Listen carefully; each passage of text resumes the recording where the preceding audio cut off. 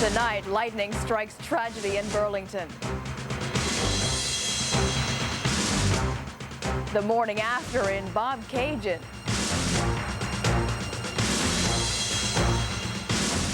And the rodeo comes to Coldwater.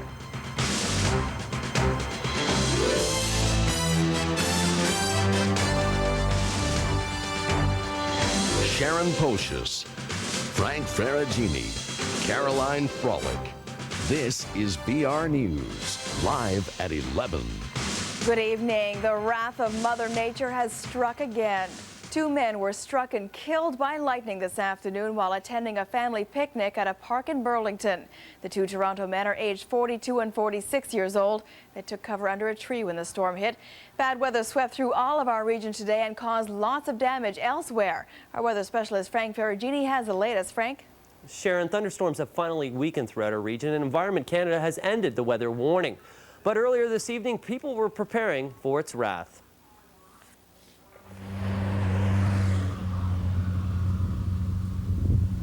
Just before sunset, the skies over Creemore started to swell with activity, prompting Environment Canada to issue a severe thunderstorm warning and prompting Barbara Ziola Miller to keep a close eye on the sky. You really want to keep an eye on the weather and eliminate the possibilities of being caught in bad weather and move indoors. A severe thunderstorm warning means that thunderstorms are imminent or already occurring in your region. And this is a very important time to protect yourself from something that is deadly, and that is lightning. The wrath of lightning was seen throughout our region today, taking down power lines, shattering trees, and in Burlington, its deadly force took the lives of 2 men. To protect yourself from lightning, the best thing to do is just to find some secure shelter. But if you're stuck in the middle of nowhere and there is no secure shelter, the best thing to do is to get away from all tall trees or poles, find a low area, and lie down. Luckily enough, the skies over Creemore did not leash out, and surprisingly, Barbara was disappointed. Actually, I love thunderstorms and lightning storms. The warning has ended, but the risk of thunderstorm activity continues throughout this evening. And for tomorrow, with forecasted hot temperatures, the weather could spark thunderstorms yet again. I will have your full weather details a little bit later in the show, Sharon. Thanks very much, Frank.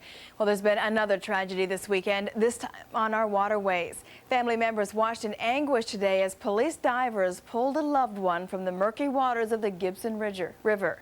Roger Klein with this. It was a morning of unimaginable anguish. His family looked on while the OPP dive team searched for the body of Nelson Reyes, who disappeared in the Gibson River yesterday afternoon. Police say 26-year-old Nelson Reyes was attempting to swim from these rocks where his family were camping across the Gibson River. But 30 feet from the far shore, he ran into trouble. And witnesses say he went underwater so fast, he didn't even cry for help. I saw the hands come up once after he went under, and then that was it. Jason Castelli saw him go down and tried to help. No, we roared out there and couldn't see a thing. And I dove in, water was pitch dark, I couldn't see a foot in front of my face. And we looked, I guess, for the better part of an hour until the police showed up. After 45 minutes, police divers completed their grim task, closing a chapter in a tragedy they see far too often. Over the course of the summer, we probably get anywhere between 100 and 120 calls. And while it's likely no one will ever know what actually caused Reyes to drown, Senior Constable Glenn Newell says, like most recovery missions the team attends, the drowning was likely preventable. This was a preventable accident. Swimming in unfamiliar waters where you don't know what the conditions are, not wearing a life preserver in those situations. Pretty much every drowning, I would say probably 80% of the drownings that we attend are preventable. Roger Klein, VR News.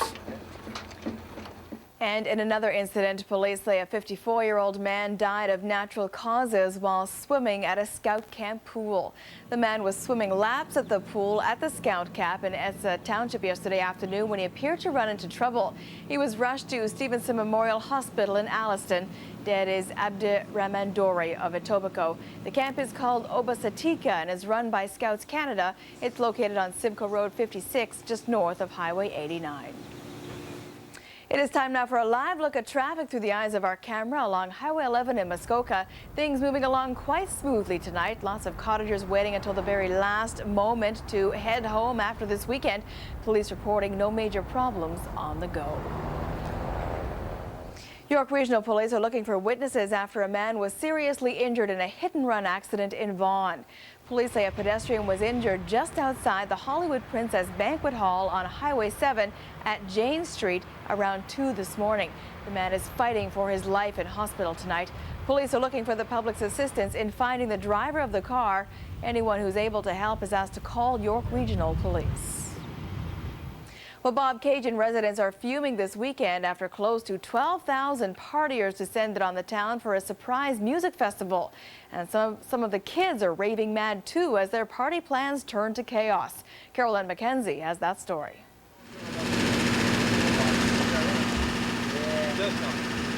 It looked like a hurricane blew through the small town of Bobcaygeon. But it was really just the aftermath of a weekend-long rave party that drew in more than 10,000 people. Oh yeah, it's definitely worth the drive. I mean, a night of fun like that is almost worth anything. At what cost? Because after the fun was over, this is the reality thousands faced if they didn't have a car and were relying on the party's shuttle service. I've been waiting since 5:30 this morning, but we tried to go home yesterday afternoon. We decided we didn't even want to be at the party, but there were no buses at all. So I thought, well, we'll wait it out tonight. Obviously, they'll have lots running tomorrow. It's the last day. No. Mom, if you're watching this, the rave is not where we thought it was going to be. It's out in Bobcaygeon. There's no payphones. I can't call you. Can you please come pick us up? With close to 12,000 people partying in one spot for the weekend, it's going to leave a mark. And this litter is one of many reasons why nearby residents are very upset. This morning I was supposed to go and pick up my outboard motor. I wouldn't even attempt to go up that driveway because there's kids sitting all over the road, garbage laying all over the place. You know, I'm not about to go out there and mow down kids to be able to get out. At least Bob Harrison's long driveway kept his house away from the chaos on the street, unlike other properties that went from private to public. There was absolutely no warning. On Wednesday I drove home and I saw all the tents up and this type of thing. We knew something was going to go on, but not to this magnitude. The county was in the dark as well since the organizers didn't apply for a permit to host the party. And when a court injunction was ignored, a backup plan had to be made. Safety was our key issue for emergency services, just maintaining the area and dealing with any incidents that arise from that type of event. Carolyn McKenzie, VR News. Extremely low water levels on the Great Lakes are starting to hurt cottage property values. The drop is already playing havoc with marina and recreational boating on Georgian Bay. Now the levels are starting to hurt the St. Lawrence Seaway and the large commercial shipping industry. Vessels have been forced to reduce their loads at great cost. Levels on Georgian Bay and the rest of Lake Huron are down 57 centimeters. Lake Michigan's also down about the same. Lake Erie is down 28 and Lake Superior 17. Some are blaming global warming for what could be a long-term problem. I want to come back in France. Overseas tonight, the G8 summit in Italy has ended with no deal to save the Kyoto Protocol, the treaty to combat global warming. The protests continue today with police arresting more than 90 people. Prime Minister Jean Chrétien says the violent protests won't be tolerated at next year's summit in the Alberta Rockies. Delegates were under pressure to reach the Kyoto deal, which aims to cut global carbon dioxide emissions. The U.S. has withdrawn its support for the deal, saying it would be economically harmful. The end could be near for ex-Beatle George Harrison. The 58-year-old Harrison was treated in Switzerland last month for a cancerous brain tumor. Harrison reportedly told his close friend and former music producer George Martin he knows he's about to die soon, and he accepts that. It is his third battle with cancer. In 1998, he was treated for throat cancer, which he blamed on smoking, and 4 months ago he had surgery for lung cancer. Residents in Florida are dealing with flash flooding. Residents in central Florida around the Orlando area dealt with treacherous driving conditions as a result. The flash floods sent many motorists into water-filled ditches. Yeah, I'm not sure. And it is mission accomplished for the Atlantis. The space shuttle Atlantis is on its way home after delivering a $164 million airlock to the International Space Station. Atlantis separated from Alpha overnight. The two crews exchanged hugs and farewells and posed for a final round of pictures before the shuttle departed. It is time now for a first check on sports. Rob's in for Caroline tonight in the Sports Zone.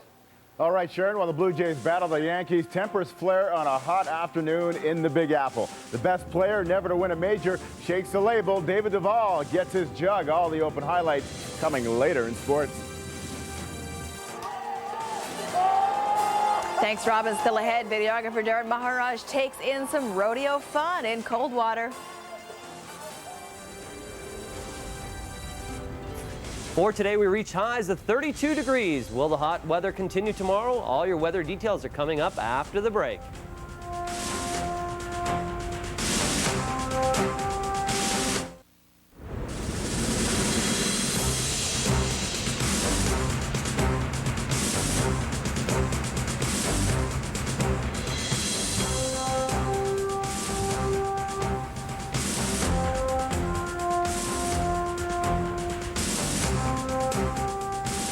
Welcome back. Well, it's been a turbulent weekend weather-wise. Frank's in now with all our weather details for tonight and into the work week. Frank?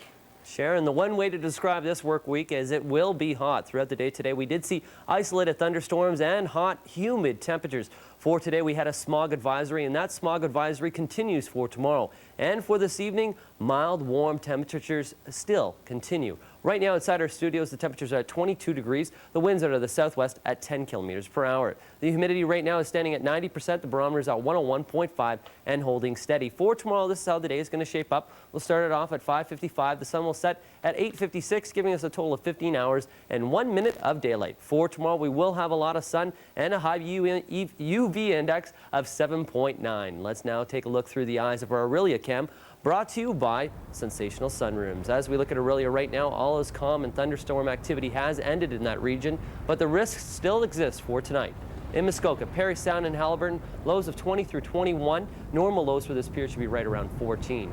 For tonight in Barrie, Aurelia, Midland, and Penetanguishene, the risk of thunderstorms continues with isolated showers, lows around 22 degrees. For tonight in Collingwood, Wasaga Beach, Owen Sound, Orangeville, and Caledon, temperatures of 20 through 22 with the risk of thunderstorm activity continuing. And for the region of Innisfil, Bradford, West Gwillimbury, Georgina, and Brock, much the same, temperatures right around 22. A mild evening in the area of Aurora, Newmarket, Richmond Hill, Vaughan, and Markham, temperatures right around 23. The risk of thunderstorms continues. And into tomorrow, thunderstorm activity will be an issue. It will start off mostly in the morning. By the evening hours, we'll be back into some sun. Highs tomorrow at 30 through 32 in Muskoka, Parry Sound, and Haliburton. For tomorrow in Barrie, Aurelia, Midland, and Penetanguishene, mild, hot, humid temperatures. A smog advisory continues. Highs of 31. For tomorrow in the area of Collingwood, Wasaga Beach, Owen Sound, Orangeville, and Caledon, a hot day indeed. Highs of 30 through 31. A risk of thunderstorm continues throughout the day. Innisfil, Bradford, West Gwillimbury, Georgina, and Brock, you'll see a warm work day tomorrow with highs right around 31, and much the same. Hot, humid, hazy conditions continue in Aurora, Newmarket, Richmond Hill, Vaughan, and Markham, highs around 33. The winds will be out of the west at 20 kilometers per hour. Now taking a look at the long range, hot temperatures continue. For Tuesday, highs of 30 with lows right around 20, about a 30% chance of thunderstorm activity for that day. For Wednesday, mainly overcast day with showers, highs around 27, lows around 15. And for Thursday, about a 30% chance of showers, highs around 28 and lows around 12. So once again, for tomorrow, it will be another day to spare the air and just try to keep cool, Sharon. Good advice. Thanks, Frank. Well, there was some high kicking in Coldwater today as the rodeo came to town. Videographer Darren Maharaj checked out the Wild Wild West.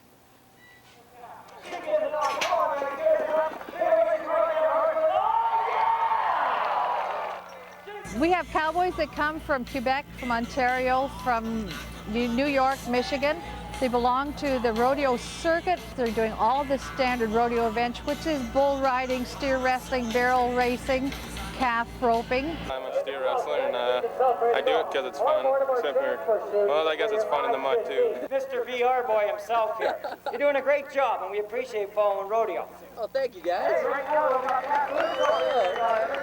Good video, what do we call that? Videographer. Videographer. Videographer. He gets right into it. We want to get you to stand right out there by the mud. Out in the mud? How would that be? You want me out there? Yeah, I think that's a good spot for you.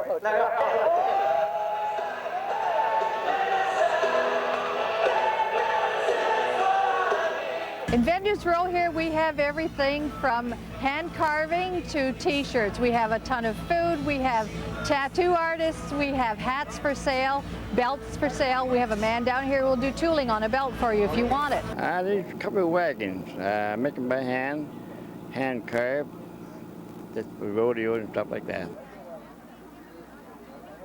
But what's your favorite thing here at the rodeo? I like this. This is. What is that? A captain. Hey, you hit me with that thing. Hey! And if you're the gambling sort, you could bet that this year's Coldwater Stampede just couldn't lose, especially when it came to this year's newest event, bull poker. Bull poker, what we're doing here is we're going to draw a 20-foot circle in the ring. We're going to have 6 cowboys approximately standing in the ring, and they turn a bull loose. The winner can win anywhere of upwards of $100 as long as he's the last one in the circle. Darren Maharaj, VR News. Ouch, and don't go away. Rob's up next with sports. All right, Dave Duvall ran through the British Open like a bull in a china shop, shakes a monkey off his back as he closes out the British Open. And just another peaceful afternoon at Yankee Stadium, arguing those beanballs, both managers taking aim at the umps. Things getting heated in the Big Apple. Sports next. Stay with us.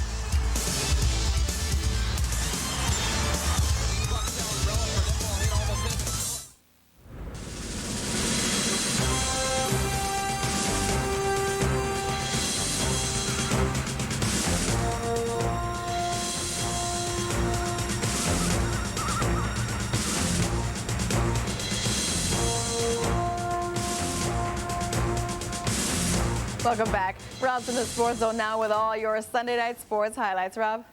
All right, Sharon, well, the final round of the British Open looked like a crowded house. 27 golfers started the day within 4 strokes of the lead, but American David Duvall was taking aim in England.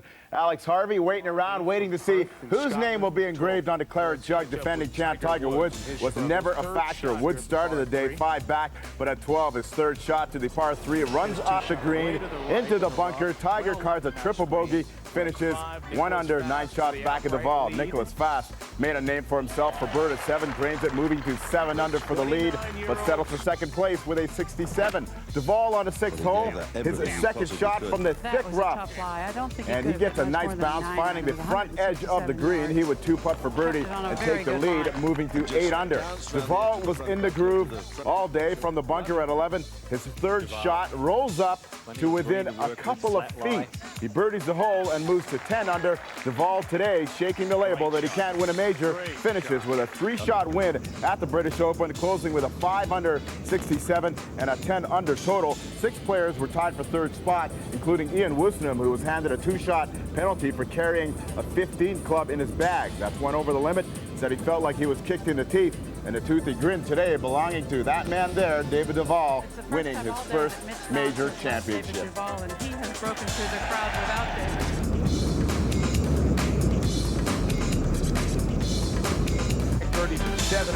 You know, a lot gets said about the best player not to have won a major, and at one point I was thought of that way. I don't know if I was any longer. You know, they mentioned me and Phil Mickelson and Colin Montgomery and, you know, several others who had not won a major championship. You know, winning majors isn't the end-all, be-all. It's certainly what I want to do, and I feel like I'm capable of. But is there a weight lifted? Man, I don't know. Probably not, because I want to win the others so badly too that I don't know if that weight has been lifted. But I have got one now, and I look forward to many more. Probably, as I say, very disappointed. It's hard enough to give 2 shots. It's hard enough to be level with the greatest players in the world, and then to give them 2 shots, it's you know, it's just an uphill battle. And you know, I just felt nothing was going right for me from the start, really. Every drive I hit today was perfectly right on the middle of the blade or the club face, and drawing or fading however I wanted to hit it. I just didn't have it the first 3 days. Well left. When David Duvall speaks, he really sounds like a successful accountant. When a Sunday afternoon special in the Big Apple between the Jays and Yankees, more than 50,000 taking it in at Yankee Stadium. Joe Torre enjoying it while it lasts. First inning, Alex Gonzalez sends this bomb to right field. O'Neill stands back, waves goodbye, 1-0 on the solo shot. The Yankees will respond. Bernie Williams jacks it up to the 385 mark. It's gone. The ball game is tied at 1. 4-1 Yankees in the 5th. Chris Carpenter hits Derek Jeter in the side. Top of the 8th. Watasic goes high and tight on Jose Cruz Jr. A warning is issued, and out comes Joe Torre to argue the call. He's promptly ejected. It was a peaceful afternoon. Bottom of the inning, Chris Mahalik with the inside pitch on Knobloch. Doesn't hit him, and he gets tossed. Buck Martinez can't believe it. He's punted along with third base coach Terry Bevington. Both Torre and Martinez convinced none of the pitches were intentional. They take aim at the umps, and the Yankees took aim at the scoreboard, winning in a 7-3 final. Boston losing to the White Sox 13-8, so the Yankees lead the AL East by half a game. The Jays and Yankees wrap up the series tomorrow night. Steve Parrish goes against Roger Clemens before the Jays head to Fenway on Tuesday. The picture for the first time, but then a big day for the Canadians at the Michigan 500, lap 234. The leader, Max Pappas, and teammate Kenny Bragg. They touch wheels, sending Pappas into the wall. His car goes up in flames. He'd be all right. Final lap, Quebec's Patrick Carpentier and Dario Franchitti and Michel Jourdain all fighting for the lead. Carpentier takes the inside and holds off the pack, winning the first kart race of his career. Tagliani blocked the others, allowing his teammate to win. Tagliani finishes 6th, Paul Tracy 7th, and the big-name Canadians finishing in the top 10. Patrick Carpentier. Well, it was a marathon on water. The outrigger canoe races were held at the Barrie Canoe Club this morning. Our cameras caught the action.